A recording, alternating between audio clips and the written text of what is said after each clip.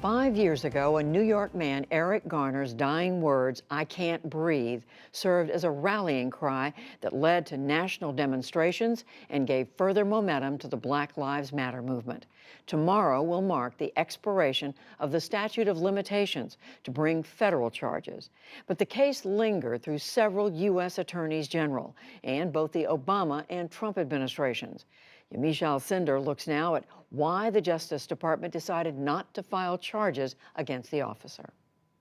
Eric Garner died after a police officer choked him while they were arresting him for selling untaxed single cigarettes. Garner was 43 years old and had severe asthma. He said, "I can't breathe," 11 times before he died. Cell phone video shows Garner in a chokehold, which is prohibited by the New York City Police Department. But the police officer, Daniel Pantaleo, has maintained he did not use a chokehold to bring him down. Pantaleo has been on desk duty since then. Today, U.S. Attorney for the Eastern District of New York, Richard Donahue, announced the decision. He said his team decided they could not prove the officer willfully intended to use excessive force that led to Garner's death. We are committed to aggressively prosecuting excessive force cases whenever there is sufficient evidence to bring them. Mr. Garner's death was a terrible tragedy. But having thoroughly investigated the surrounding circumstances, the department has concluded that the available evidence would not support federal civil rights charges against any officer. Let's dig in a little deeper on this reasoning and the larger issue of why the federal government rarely brings charges against an officer in the line of duty. Katie Benner covers the Justice Department for the New York Times and joins me now. Thanks so much for being here, Katie.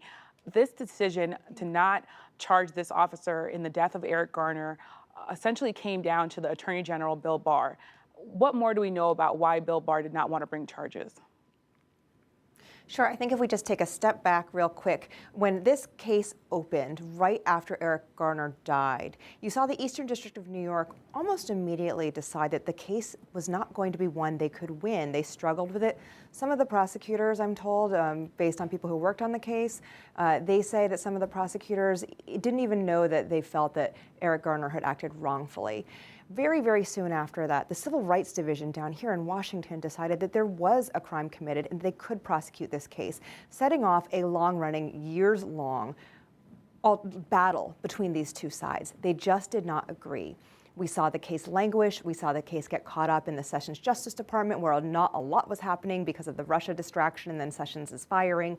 So finally, when Bill Barr gets to the Justice Department, when he becomes the U.S. Attorney, when he becomes the Attorney General, he now has to clean up this mess.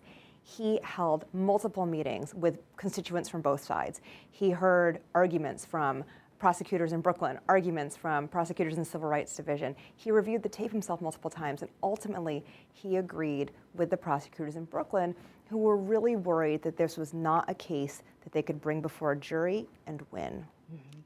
And the DOJ occasionally looks at these local issues with officers and fatal interactions, but they rarely bring charges. Why is it so rare for the DOJ to bring charges in officer-involved encounters?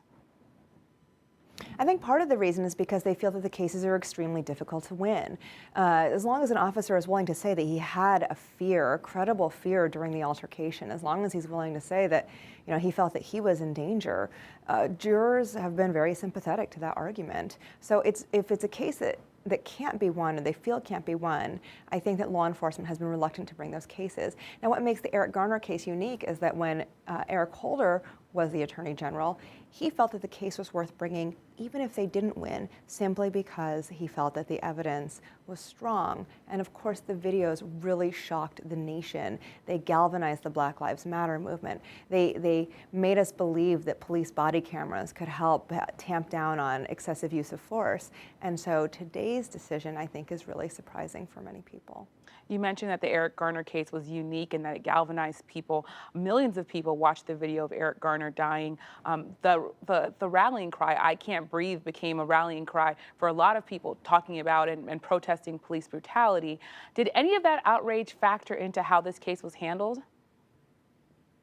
Yeah, I think that the outrage over the video has made this case has allowed this case to remain in the public interest even 5 years later. And I also think that a lot of the case hung on the video. The prosecutor studied the video minute by minute, second by second, and what they decided after a very careful review is that Officer Pantaleo, he let go of Eric Garner's neck before Mr. Garner said, "I can't breathe," and they felt that he did not purposefully put him into a chokehold, but did it only after they were falling to the ground. Now, people can dispute that interpretation, but that's certainly, they used the video, the prosecutors used the video to prove their case. People might have been expecting prosecutors to use the video to prove the case otherwise, but I do think that it also raises questions as we ask for more police officers to wear body cameras, we take more cell phone footage of incidents. We have to ask ourselves, how will this be used and what kind of arguments can be made from it? Eric Garner's family is reeling from this decision.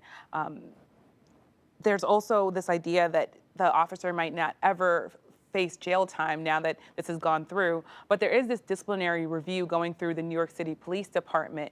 What consequences, if at all, might this officer face? You know, it's interesting. The officer could face consequences. He could be stripped of his badge. We're waiting to see the results of that review.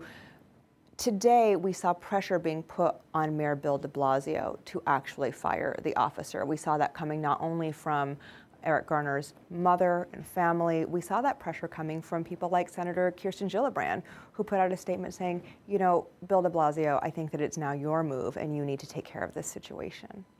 Well, this is certainly a unique case, as you said. Katie Benner of the New York Times, thank you for joining us.